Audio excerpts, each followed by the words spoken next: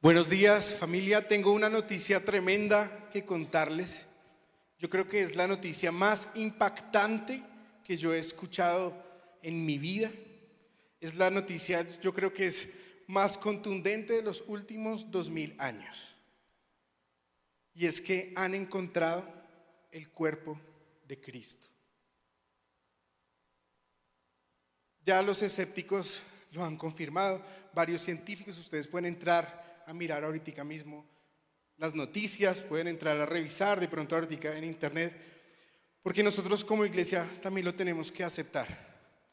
Y es que estaban buscando en Jerusalén, en una tumba en la que no estaba el cuerpo, sino que estaba en Roma.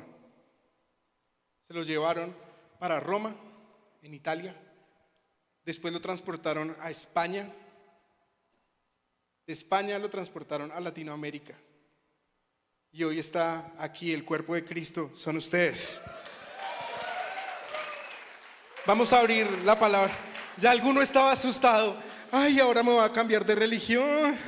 Y ahora, Dios mío, ¿qué voy a hacer? ¿Cómo así? No me digan. Vamos a abrir la palabra de Dios en el libro de Primera de Corintios, capítulo 12, versículo 27 al 28. Está haciendo como un poquito de feedback. No sé si podemos. ¿Bien? Dice la palabra de Dios. Vamos a leerlo todos, por favor. Vosotros pues sois el cuerpo de Cristo y miembros cada uno en particular. Y a unos puso Dios en la iglesia, primeramente apóstoles, luego profetas, lo tercero maestros, luego los que hacen milagros, después los que sanan, los que ayudan, los que administran, los que tienen don de lenguas. Amén. Papito Dios, yo te doy gracias por tu palabra, Señor Jesús. Yo te ruego que hoy cada uno de nosotros, Señor, tenga la certeza de que tú le has hablado y que tú nos has hablado. En el nombre de Jesús. Amén y amén.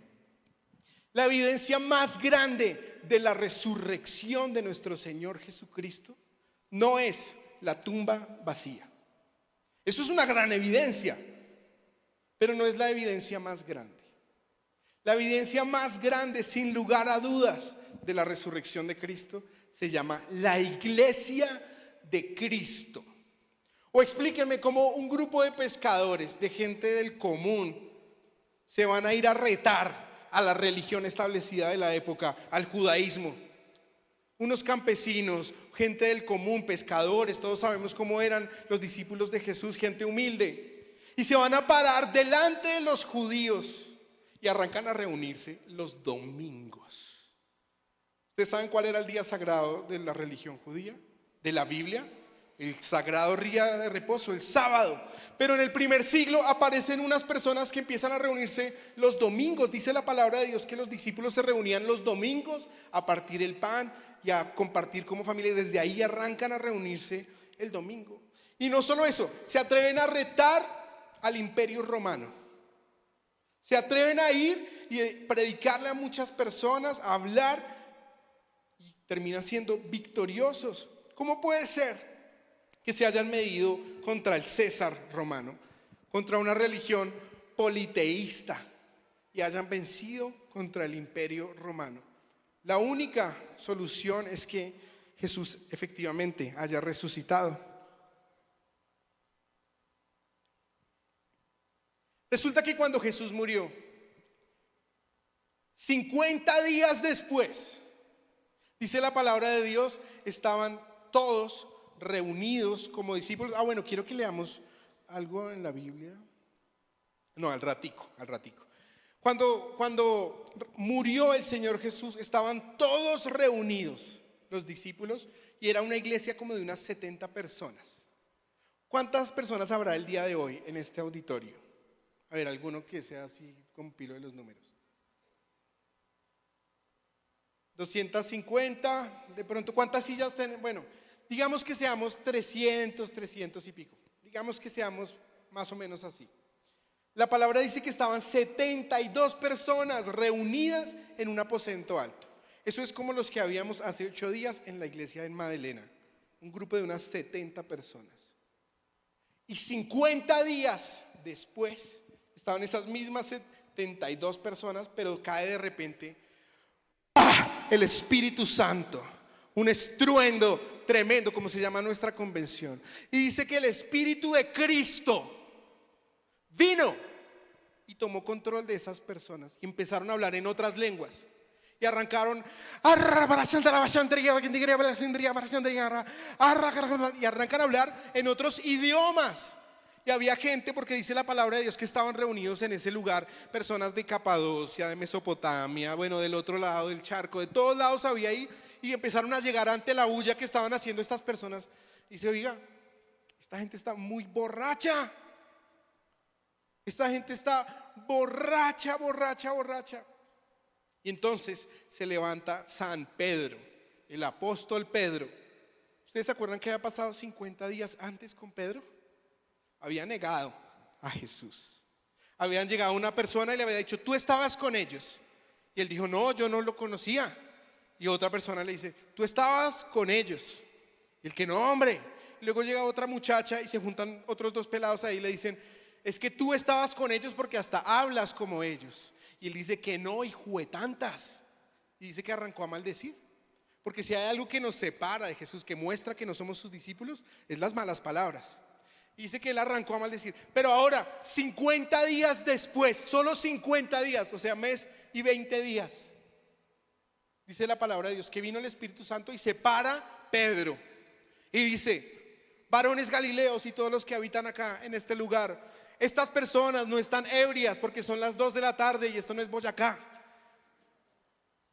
Son las 2 de la tarde, sino que esto es lo profetizado por el profeta Joel, cuando dijo, en los postreros días derramaré mi espíritu sobre toda carne, y los jóvenes verán visiones y los ancianos soñarán sueños. Y arranca a predicar. Y dice la palabra de Dios que fue tan impactante. Y les dice algo. Dice, lo que pasa es que este Jesús, al que ustedes mataron hace un mes y medio, se levantó de los muertos. Y estas 70 personas que estamos acá somos testigos de que eso ocurrió. Y dice la palabra de Dios que ese día se bautizaron 3,000 personas. ¡Wow! No, dice 3,000 varones.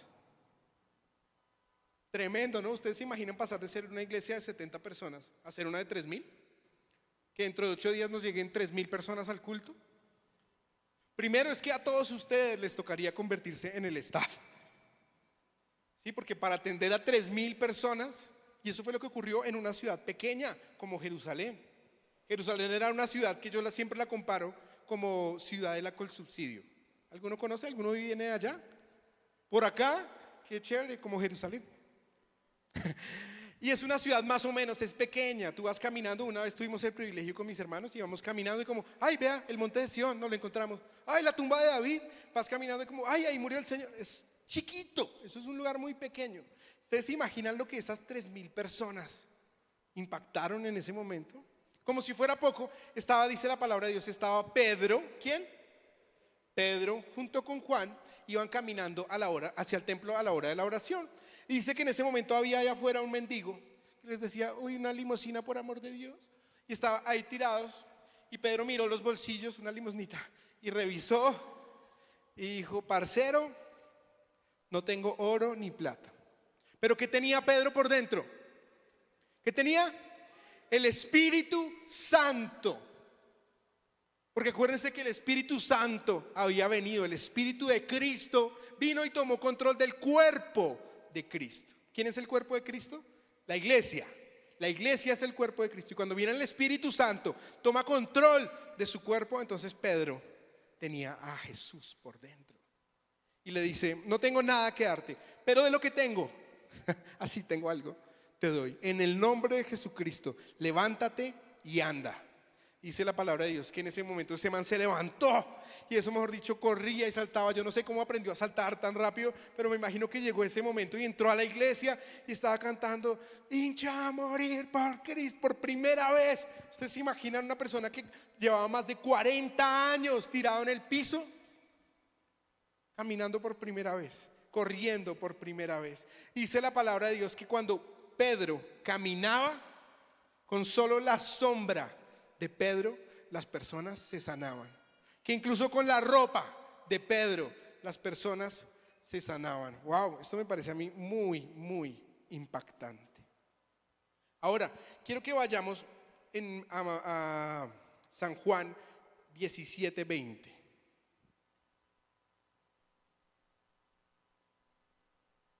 Vamos a hacer ahí como un flashback a cuando Jesús todavía estaba. El que no sabe qué es flashback, vamos a volver atrás, a revisar el pasado, a mirar, a echar una miradita. ¿Listo? A los recuerdos del Face. Ahí, bien. Dice, mas no ruego, léanlo conmigo, mas no ruego solamente por estos. Ahí está hablando Jesús y está orando por sus discípulos. La última cena está orando por los discípulos. Y dice, mas no ruego solamente por estos, sino por quién más, sino también por los que han de creer en mí por la palabra de ellos, para que todos sean ¿cuántos? ¿Cuántos? Uno, como tú, oh Padre, en mí y yo en ti, que también ellos sean uno en nosotros, para que el mundo crea que tú me enviaste. Entonces el Señor Jesucristo le oró al Padre.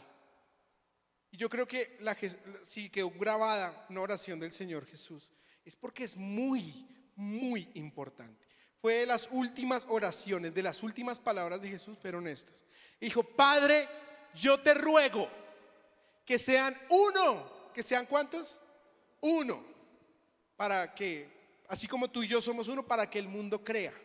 Y dice la palabra de Dios, volvamos a flash forward, o sea, volvemos adelante. Acá cuando están ellos reunidos en el aposento alto, los 70 personas.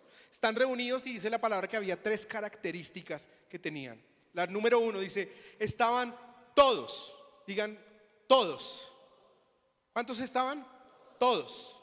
Estaban unánimes y estaban juntos. Todos. Significa que cuando tú no vas a la iglesia no está completa. Significa que cuando tú te quedas mirando el Club 10 en la casa, o no se quedarán ahorita el Club 20, que cuando tú no vienes a la iglesia porque te quedas lavando el carro, arreglando la casa, la iglesia no está completa. El Espíritu Santo no puede descender o no va a descender igual cuando no estamos todos. Porque dice la palabra que estaban ¿cuántos? Todos. Es una de las pocas ocasiones en las que toda la iglesia de Cristo está reunida. Hoy no sería práctico. ¿Ustedes se imaginan que nos queramos reunir con la iglesia de Francia, con la iglesia de Estados Unidos, con la iglesia de Italia, todos al tiempo? Es difícil. Pero en ese momento estaba reunida toda la iglesia de Cristo. Eran 72. Después dice que estaban todos, dice que estaban unánimes. ¿Qué significa unánimes? Significa una misma alma, un mismo ánimo, o sea que todos estaban pensando lo mismo, sintiendo lo mismo, que no estaban como, uy, los de la barca de nosotros somos mejor que la barca de ellos. Uy, significa que no andaban criticándose entre ellos, que no andaban en divisiones diciendo, uy, es que los del lugar de su presencia, uy, yo con ellos sí no me meto. O los de Bethesda, uy, no, con esos no, con los católicos yo no me meto. Uy, los católicos eso sí es feo. Los bautistas, uy, ¿cómo van a usar falda larga? ¿En qué siglo estamos? No, dice la palabra de Dios que cuando el Espíritu Santo descendió, eran un ánimo. Sentían lo mismo. Wow, tremendo. Es difícil, ¿verdad? ¿Alguno está casado acá? Levante la mano, alguno casado, pero no arrejuntados, solo casados de verdad. Por acá. ¿Tú cómo es que te llamas? Tú, sí, la niña. Sandra. ¿Cuántos llevan de casados? 8 años, 7 o 8. Y ya le está pegando. Sí, ¿no se acuerda? ¿Y a ti, cómo se llama tu esposo? Andrés. ¿A ti te gusta todo de Andrés? ¿Todo? Vea, uy, tan mentiroso. Ish. Hay unas cositas. A ver, dime algo que no te guste de Andrés. El genio. Casi nada. Ok. Y eso que llevan 8 años juntos. Dime algo para no dejarte ahí. Algo que no te guste de tu esposa. El temperamento. Ok, listo. ¿Alguna otra pareja? A ver, levante la mano. Johncito, ya que lo vi con miedo, esa es. ¿Por qué vine hoy? Algo que no te guste, no tiene que ser súper privado, pues, pero algo. ¿El genio? A ti. A lo que no te guste de John. El genio no, pero todo es el genio. ¿Alguno más? Alguien que diga, no, a mí no, lo que no me gusta es como dejar el baño o algo así, no sé. Aunque sean alguien que lleve 20, Alberto y Janet. ¿Ustedes cuántos llevan de casados? 40, wow. Tremendo, qué viejos. No mentira. Démosles un aplauso. Los ancianos de la iglesia. Ah, sí, qué bien. Algo que no te guste de Albertico.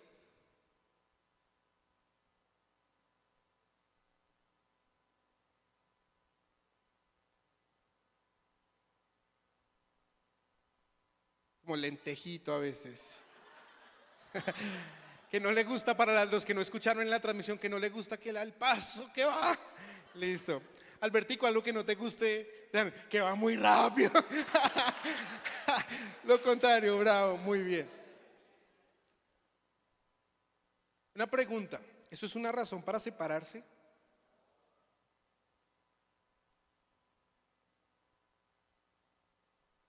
Sigamos. Oh. No, no porque el Señor dijo que sean uno, como tu Padre en mí y yo en ti. Vean, nosotros tenemos un grupo de WhatsApp que creó mi hermano Nicky, un saludo que le estaba dirigiendo en Magdalena el día de hoy. Y Nicky creó un grupo que se llama Hijos de Pastores o Pastores de Nueva Generación. Y hay como unos 300 hijos de pastores en ese grupo. Y a veces se arman unas peleas. ¿Cierto, Pipe? A veces ahí uno ve el grupo de WhatsApp porque hay hijos de Dios que son de izquierda a izquierda. Y hay hijos de Dios que somos de ultraderecha. ¿Sí? Yo, por ejemplo, estoy del lado de acá. Yo, por ejemplo, quisiera que tuviéramos un presidente como Milei o como Bukele o al menos como Álvaro Uribe. Y están los del lado de acá que quisieran, no, no está mal, quieren como un dictador como Petro o algo así. O como Maduro, no sé, de verdad los hay, de cada estilo. Alguno dirá, uy, tan raro. Y la pregunta es, ¿eso es una razón para que disolvamos ese grupo de WhatsApp?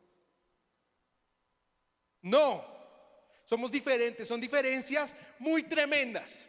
Y a veces hablan unos y mandan, vean lo que estamos haciendo con su fotico del partido político.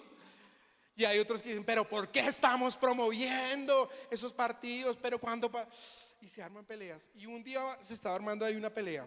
Y yo no quería participar de nada porque dije, no, ¿para qué voy a hablar? Pero sentí que el Señor me dijo, tú tienes que hablar porque este grupo, y eso es lo que escribí. Este grupo les escribí como familia, amaditos, preciosos. Este grupo no es para pelear. Este grupo es para que oremos los unos por otros y para que tengamos unidad. Entonces, tú que estás peleando con tu esposa el día de hoy, que estás pensando en si la tienes que dejar, no, hay diferencias que son muy duras, pero eso no es una justificación para separarnos. ¿Cuánto menos como iglesia? ¿Cuánto menos como iglesia? Dice la palabra de Dios, pues todo lo que hemos leído, ¿no? Vamos a ir a San Mateo 16:13. Dice, viniendo Jesús a la región de Cesarea de Filipo, ¿lo tenemos? Sí. Preguntó a sus discípulos diciendo, ¿quién dicen los hombres que es el Hijo del Hombre?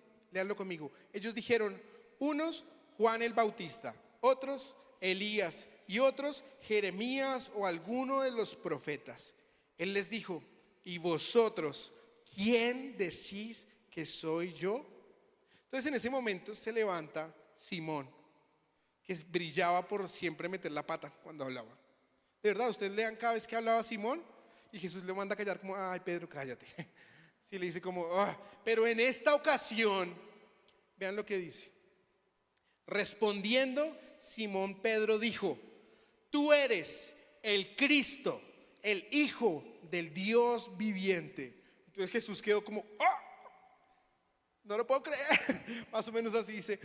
Respondiendo, Jesús dijo, bienaventurado eres, Simón, hijo de Jonás, porque no te lo reveló carne ni sangre. Como quien dice, esa vaina no se te ocurrió a ti, tu cabecita. No, verdad que no. Esto no te lo reveló carne ni sangre, sino mi Padre que está en los cielos. Wow. Por eso, ¿qué dice? Y yo también te digo que tú eres Pedro, y sobre esta roca o sobre esta piedra edificaré mi iglesia, y las puertas del Hades no prevalecerán contra ella. ¿Qué dice después? Y a ti te daré las llaves del reino de los cielos. ¿Quién tiene las llaves del reino de los cielos? Léanlo. Y a ti. Ahí estaban Juan, Santiago, Andrés, Tomás. ¿Y a quién le dice? A ti, a San Pedro. Y a ti te daré las llaves del reino de los cielos. Y todo lo que atares en la tierra será atado en los cielos. Y todo lo que desatares en la tierra será desatado en los cielos. ¡Wow! Entonces mandó a sus discípulos que no le dijeran a nadie que Jesús era el Cristo. Entonces el Señor dice: en esta piedra edificaré mi iglesia. Ahí, bueno, no me voy a poner a hablar del significado de si era una roca grande o una roca pequeña. Voy a hablar solamente de lo que hizo Cristo. Dijo: te daré las llaves de los cielos. O sea, Pedrito, si tú no predicas, la gente se va a morir y se va a ir para el infierno. Si tú no les abres la puerta del reino de los cielos, nadie va a entrar. Wow, eso me parece que es demasiado tremendo, porque ahí Jesús está estableciendo la iglesia. Hoy la palabra le he puesto un título que se llama el cuerpo de Cristo.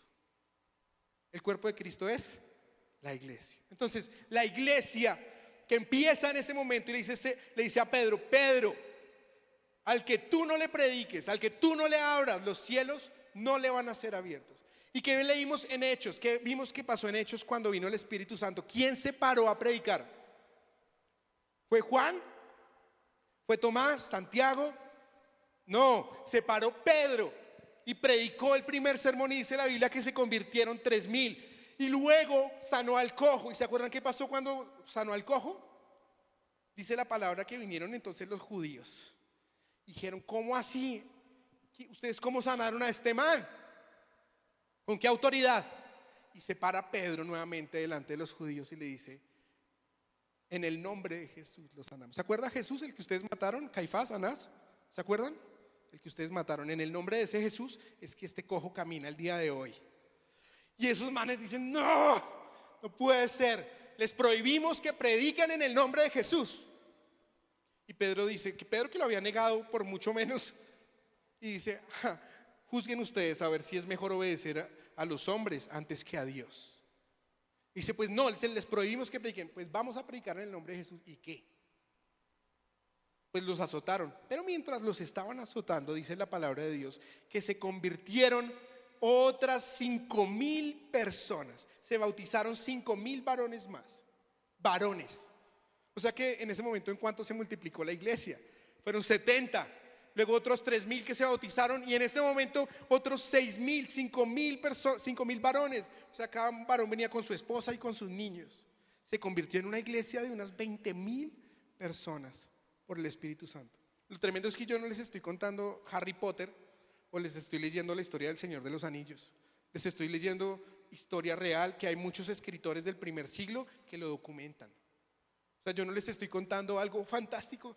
Ocurrió que de un momento para otro 20,000 personas empezaron a reunirse los domingos. 20,000 personas empezaron a celebrar la comunión, la Santa Cena.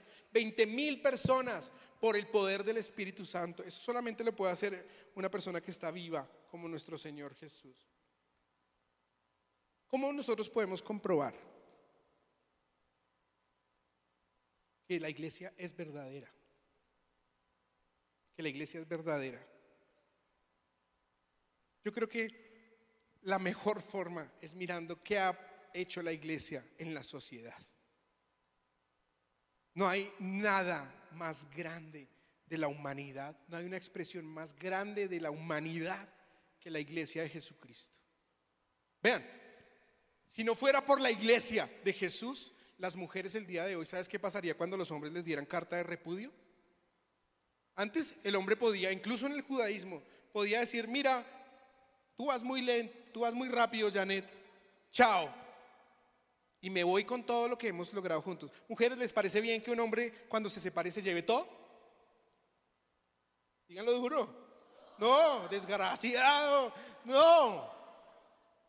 Si no fuera por la iglesia, eso era lo que ocurría. Porque la iglesia fue la que estableció de que el hombre no se podía divorciar. Digan, los que se divorcian son tontos.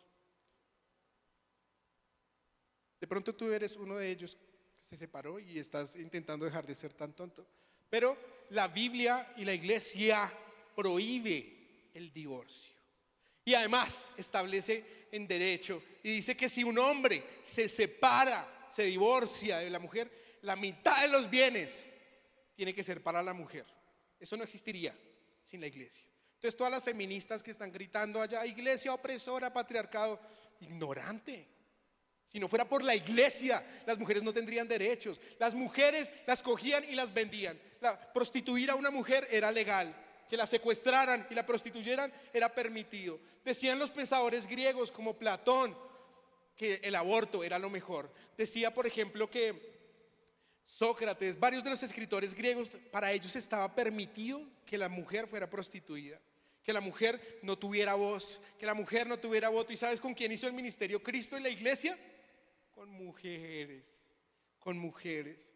Si no fuera por la iglesia, los niños, por ejemplo, estaba escrito que si un niño nacía con defectos, lo mejor era matarlo. Platón escribió eso, que él estaba de acuerdo con que si un niño nacía defectuoso, lo mataran.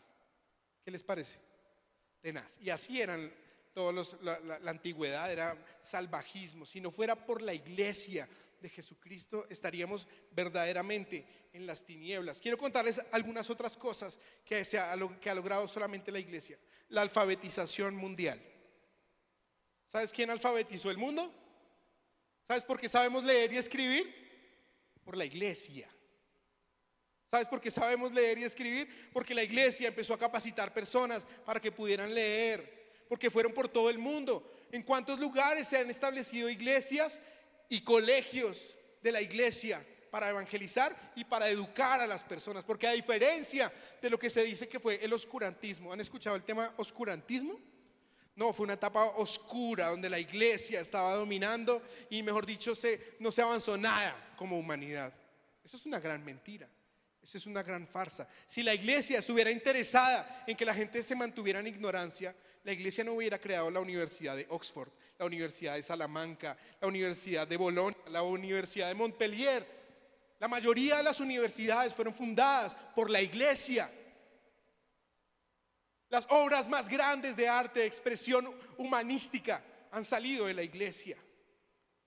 En la pintura, por ejemplo, Miguel Ángel, Rafael, Da Vinci, cristianos que hicieron sus obras, la cúspide, mejor dicho, del arte mundial, son los cuadros de estas personas que hacían parte de la iglesia. Tú puedes ir a Roma. Yo le pido a Dios que tengas el privilegio de ir a Roma. ¿Cuántos quieren ir a Roma?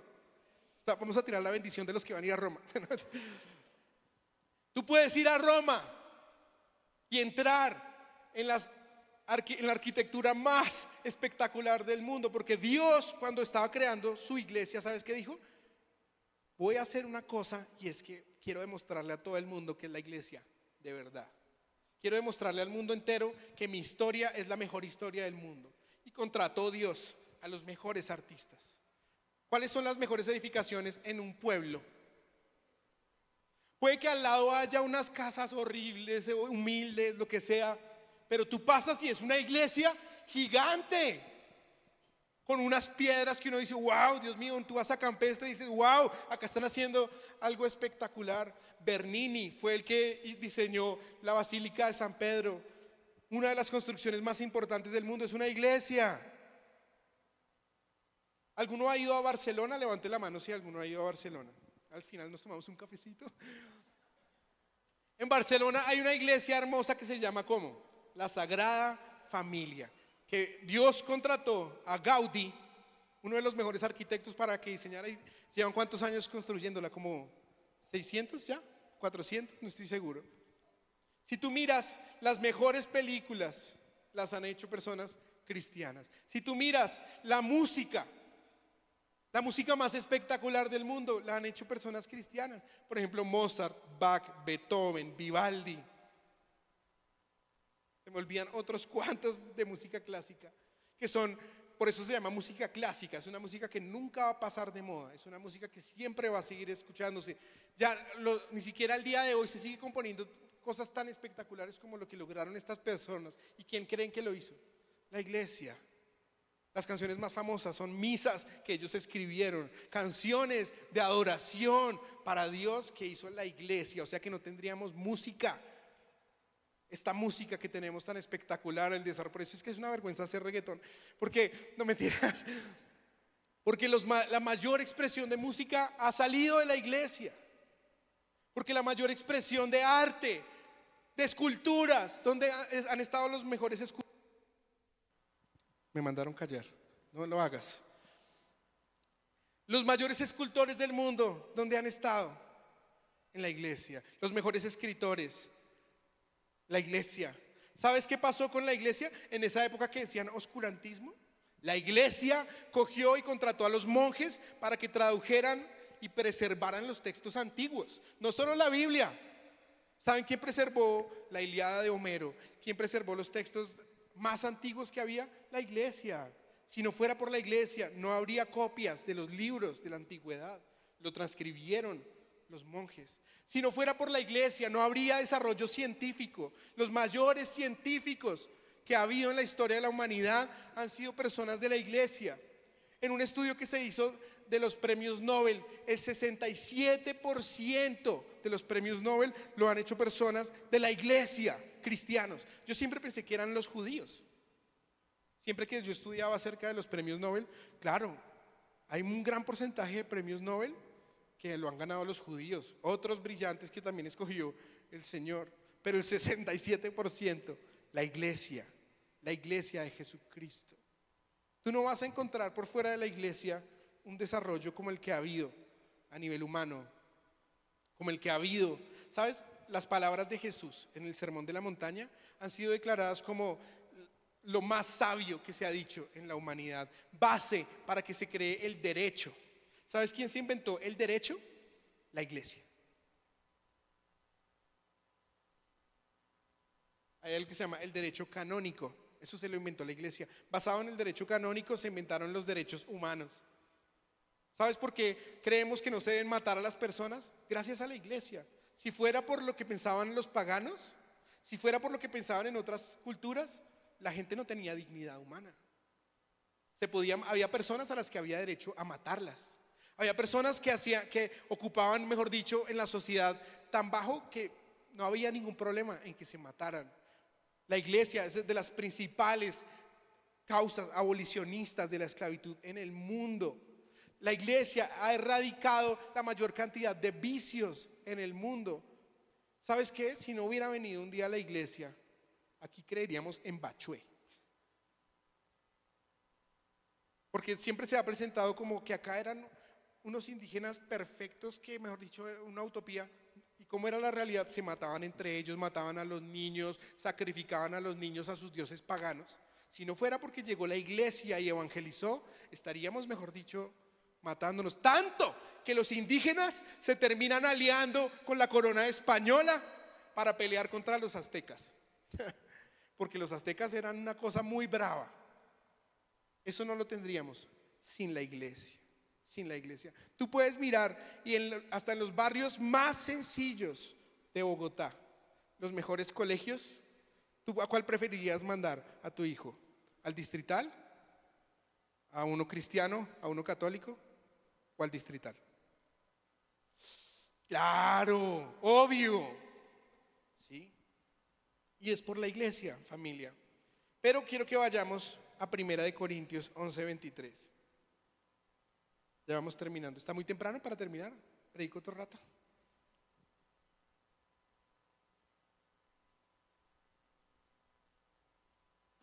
Dice, porque yo recibí, léanlo conmigo, esto lo leemos todas las semanas. Porque yo recibí del Señor lo que también os he enseñado. Esto lo escribe San Pablo. Que el Señor Jesús, la noche que fue entregado, tomó pan y habiendo dado gracias, lo partió y dijo: tomad, comed, esto es mi cuerpo que por vosotros es partido. Haced esto en memoria de mí. Wow. ¿Cuántos han participado alguna vez de la Santa Cena o de la comunión en la Iglesia Católica? El Señor profetizó algo que yo nunca lo había entendido bien, porque dice: esto es mi cuerpo que por ustedes ¿es qué? Partido. Pero ¿alguno supo que a Jesús lo partieron? ¿Cómo murió Jesús? Crucificado. De hecho dice que ninguno de sus huesos se rompió. Pero Jesús está diciendo: este es mi cuerpo que por ustedes es partido. Y acuérdenme qué es el cuerpo de Cristo. ¿Qué es el cuerpo de Cristo? La iglesia es el cuerpo de Cristo. Y si Jesús dijo: esto es mi cuerpo que por ustedes es partido, ¿qué está diciendo? Que la iglesia, ¿qué iba a pasar con la iglesia? Se iba a partir. En el año 1000, entre el 1000 y el 1200, hubo algo que se llamó el Cisma de Oriente. Y quiere decir que la iglesia, que era una, ¿cuántas iglesias fundó Jesucristo? ¿Cuántas? ¿O lo vieron formando? Uy, iba a formar una acá y acá voy a formar otra iglesia en este lado. No, una iglesia fundó el Señor Jesucristo. Fue una hasta más o menos el año 1000.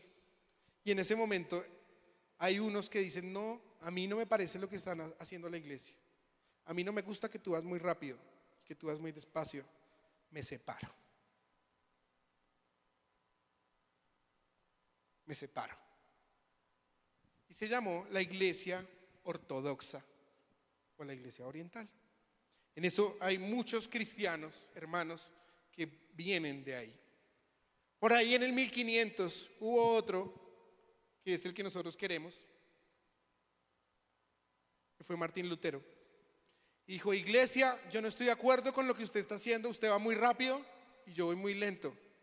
Yo voy muy lento y usted muy rápido, y con esto no, incompatibilidad de caracteres. ¿Y qué hizo Martín Lutero? Se separó de la iglesia. Se separó de la iglesia. Cuando Martín Lutero todavía estaba en vida, él tenía un pupilo, otro que lo seguía, que se llamaba Zuinglio. ¿Alguno lo ha escuchado? De pronto, de los que les gusta estudiar la historia de la iglesia, deberíamos. Zuinglio va y le dice: Martín Lutero, su merced, yo ya no voy más con usted, me separo. Luego vino otro que se llamó Calvino. Dijo: Martín Lutero y Zuinglio, yo no voy con lo que ustedes dicen, yo solamente creo en la sola escritura y punto, no creo en la iglesia ni en nada más. Calvino. Después vinieron los bautistas. Después vinieron los evangélicos.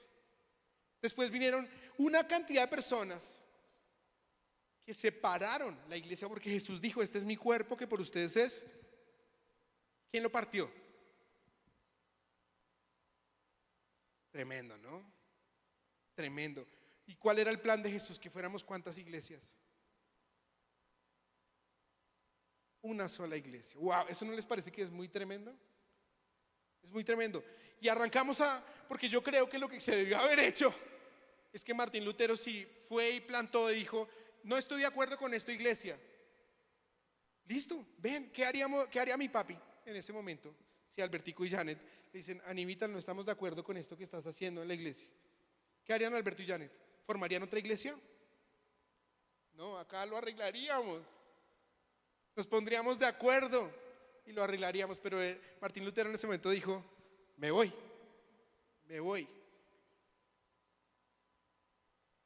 La verdad. ¿Qué fue primero, la iglesia o la Biblia? Yo les pregunto, ¿fue primero la iglesia o la Biblia? ¿Gracias a quién tenemos la Biblia? A que en el año 300, finales del año 300, toda la iglesia dijo: vamos a hacer un canon de la Biblia. Entonces, Cristo dijo: yo te oro, Padre. La última noche le dijo: Señor, yo oro y ruego para que sean uno, como tu Padre en mí y yo en ti. Ahora, se separaron.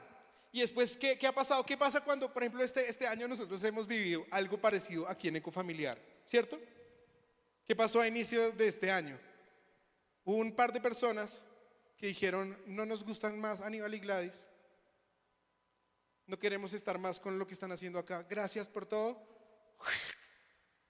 Nos vamos. Y se fueron hartas. ¿Alguno tiene alguna de las personas que se fue? Levante la manito los que recuerdan a alguno de los que se fue en estos días. Y fue fácil, fue duro, fue lindo. Dígame si fue lindo. Si al día siguiente todos estamos, me acuerdo que ese día que después tuvimos acá una sesión de liderazgo, todos llorábamos porque la iglesia fue lastimada. Porque yo he visto a lo largo de estos 24 años de Ecofamiliar muchas personas que está bien. Nosotros un día salimos de nuestra iglesia.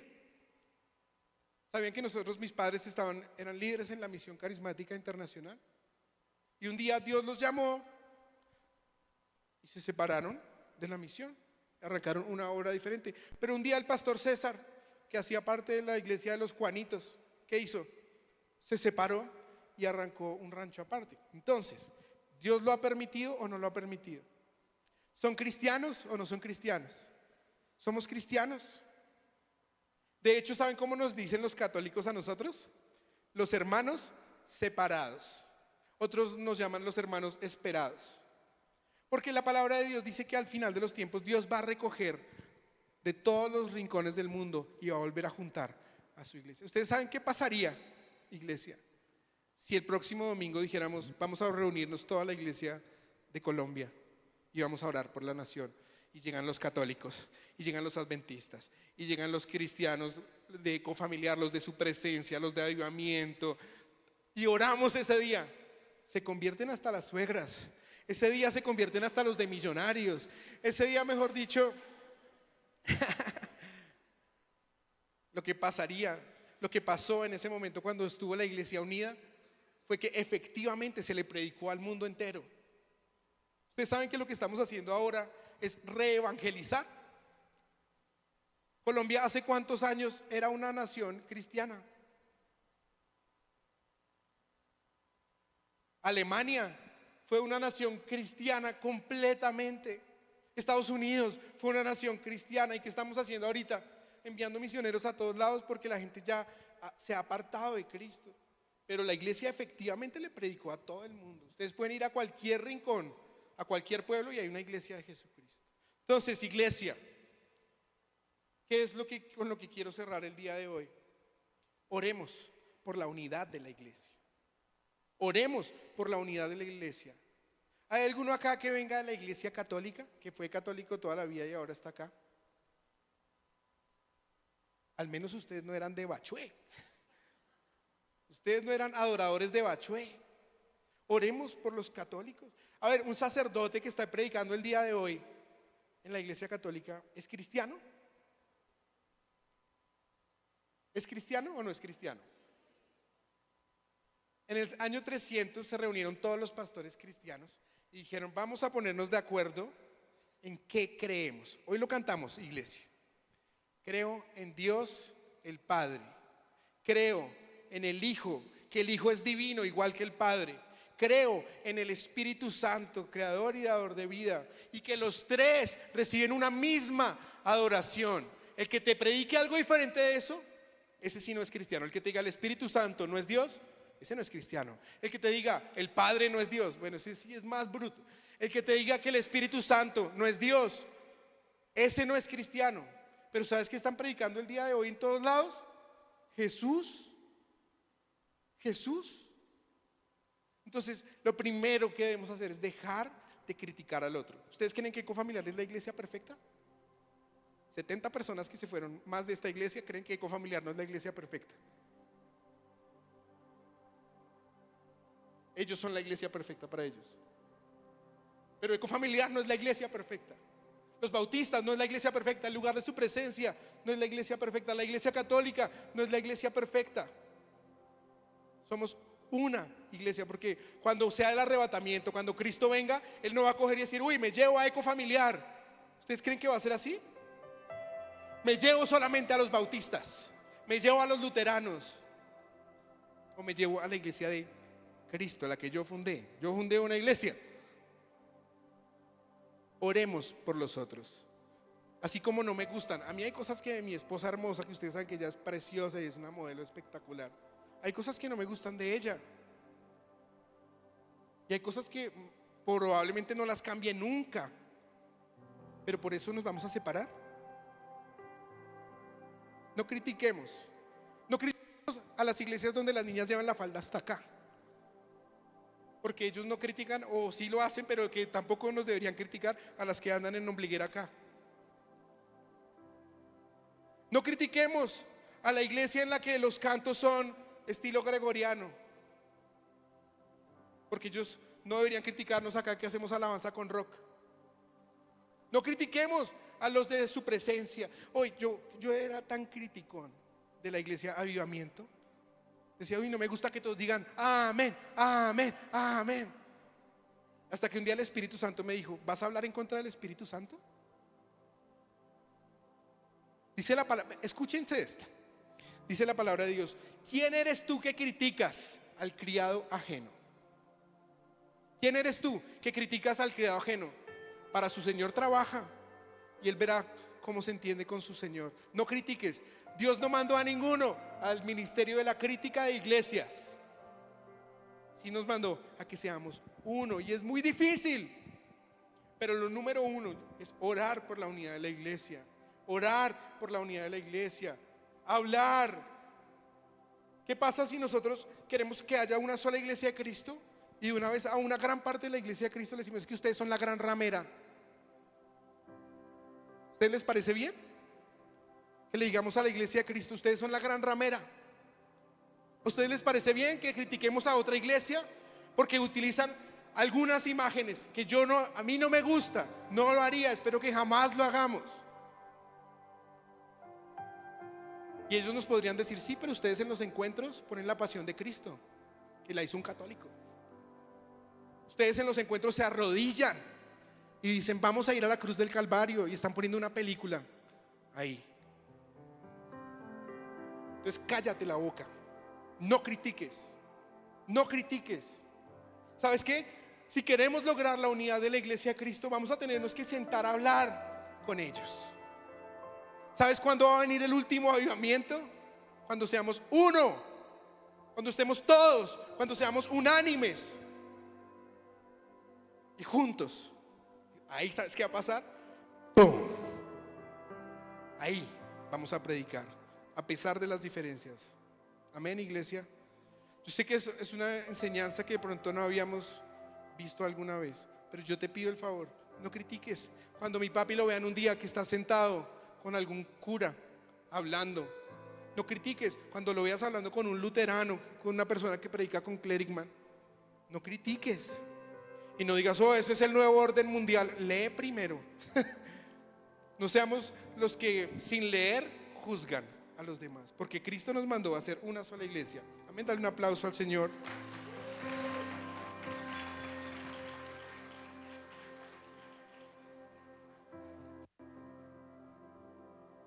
Vamos a estar de pie, por favor.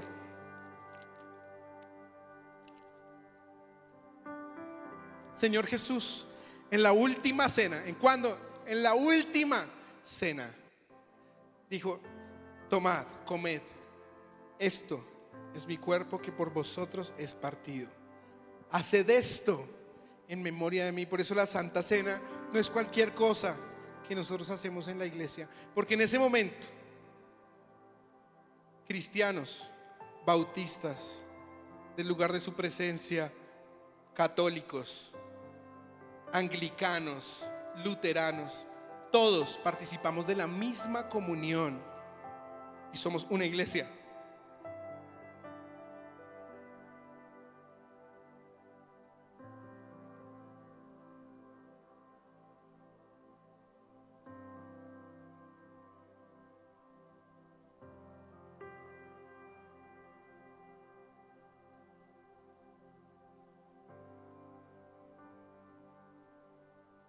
Jesús dijo, no, perdóname tú. Silencio. No, te voy a decir a lo que dijo Jesús, y que la iglesia hacía, discúlpame, discúlpame, tú estás interrumpiendo aquí.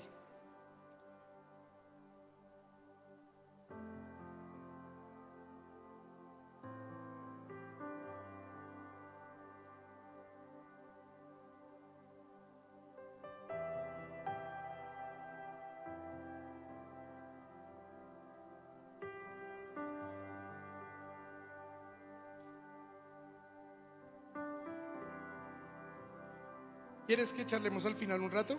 Listo.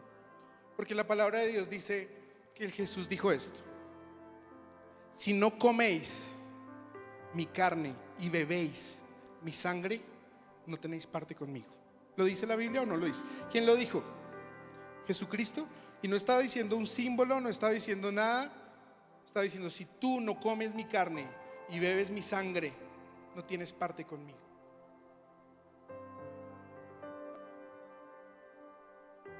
Vamos a darle gracias a Dios, porque esto no es para que nosotros nos separemos. ¿Ven?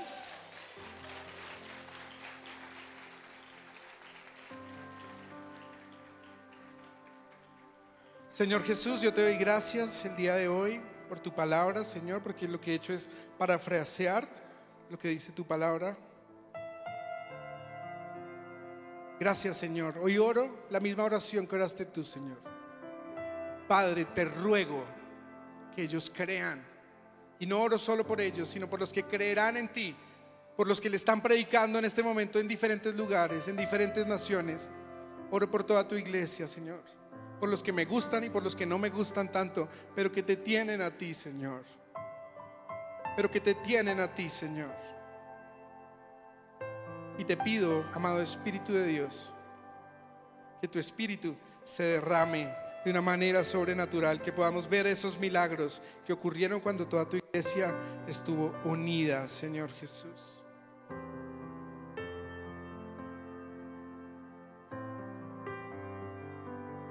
Y creo en nuestro Dios. Creo en nuestro Dios el Padre, en su Hijo Cristo el Rey. Creo en el Espíritu Santo, Dios tres en uno es. Creo que resucitaste, que nos levantarás. Creo en el nombre de Jesús. Dile una vez más: creo en nuestro Dios.